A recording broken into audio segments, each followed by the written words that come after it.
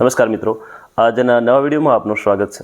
મિત્રો, આજે આપણે વાત કરવાના છે વિદ્યા સહાયક ભરતીમાં કે જે ધોરણ 1 થી 5માં 11,000 જગ્યાઓ માટે આવી રહી છે અને જેના ફોર્મ 15 એપ્રિલ 2026થી ભરાવા જઈ રહ્યા છે। એ ફોર્મ ભરો ત્યારે તમારે કઈ બાબતનું ધ્યાન રાખવાનું છે, ખાસ કરીને ડોક્યુમેન્ટ બાબતની આપણે ચર્ચા કરીશું આ વિડીયોમાં કે જેમાં તમારે કયા ડોક્યુમેન્ટ કઈ રીતે જોડવાના છે અને એને કઈ રીતે પેજ નંબર આપવાના છે।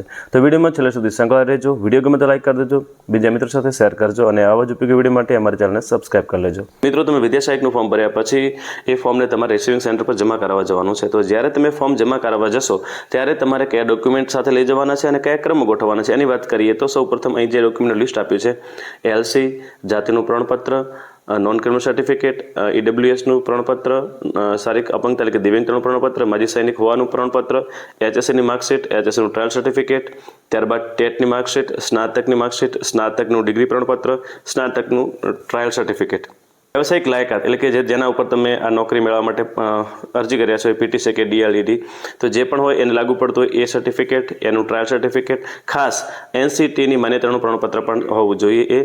ત્યારબાદ તમે જોશો કે અહીં અગાઉના નિમણૂક હુકમ, જો તમે કોઈ સરકારી નોકરી કરતા હો અથવા તમે શિક્ષકમાં હો અને આ ભરતીમાં ફોર્મ ભરવા માંગતા હો તો એના માટે તમારે ફરજિયાત જે અગાઉનો ઓર્ડર હોય જોડવાનો જરૂરી છે અને સાથે નિમણૂક અધિકારીનો એટલે કે તમને જેણે પણ નોકરી આપી છે, જેમ કે તમે શિક્ષક હો તો તમારે જે તે જિલ્લાના ડીપીઓનું એનઓસી જોડવું ફરજિયાત છે। ત્યારબાદ જો સ્ત્રી ઉમેદવાર અરજદાર વિધવા છે તો એને વિધવા હોવા અંગેનું પ્રમાણપત્ર જોડવાનું છે, સાથે એમણે પુનઃ લગ્ન નથી કર્યા એ અંગેનું સોગંદનામું પણ જોડવાનું છે, સાથે બીજા કોઈ જો જરૂરી ડોક્યુમેન્ટ હોય તો તમારે જોડવાના રહેશે। હવે મિત્રો, આટલા ડોક્યુમેન્ટ કઈ રીતે જોડવાના? તો સૌપ્રથમ તમારે અરજી પ્રમાણપત્ર લેવાનું છે, ત્યારબાદ ચેકલિસ્ટ આપ્યું છે ચેકલિસ્ટ લેવાનું છે, ચેકલિસ્ટની પછી ફી ભર્યાની પહોંચ રાખવાની છે। આ 3 ડોક્યુમેન્ટ ગોઠવ્યા પછી તમારે આ ડોક્યુમેન્ટના પેજ અરજી, ચેકલિસ્ટ અને ફી ભર્યાની પાવતી એને કોઈ પેજ નંબર આપવાના નથી।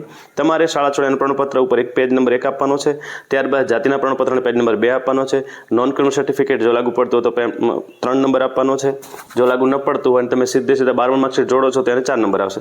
એટલે જે પણ તમારે લાગુ પડતા હોય એ ડોક્યુમેન્ટને એ રીતે ક્રમ આપવાનો રહેશે અને આ રીતે ડોક્યુમેન્ટનો બંચ બનાવી તમે જ્યાં ફોર્મ ભરાવા રિસીવિંગ સેન્ટર પર જાઓ છો ત્યાં જમા કરાવવાનું રહેશે। તમામ ડોક્યુમેન્ટની નકલ પ્રમાણિત કરેલી હોવી જોઈએ અને જ્યારે તમે રિસીવિંગ સેન્ટર પર જાઓ છો ત્યારે ઓરિજિનલ ડોક્યુમેન્ટ સાથે લઈ જવા જરૂરી છે।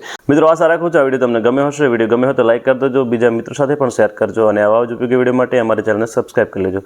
આ વિડીયો જો તમે ફેસબુક કે ઇન્સ્ટાગ્રામ પર જોતા હો તો એને ફોલો કરવાનું ભૂલશો નહીં। ફરી મળીશું એક નવા વિડીયો સાથે, નવી માહિતી સાથે। ત્યાં સુધી આપ સૌ મિત્રોને જય માતાજી, જય હિન્દ, જય ભારત।